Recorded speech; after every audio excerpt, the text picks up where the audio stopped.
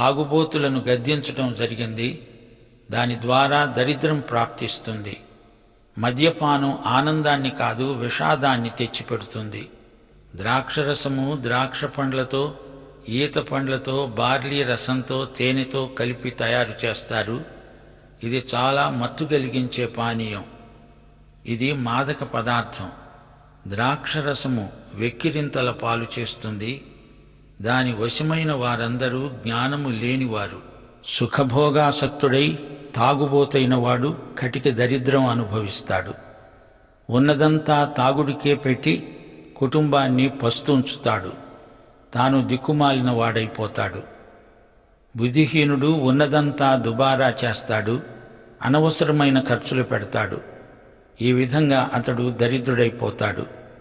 తన ధనాన్ని సద్వినియోగం చేసి ఆస్తిని ఎలా నిర్వహించుకోవాలో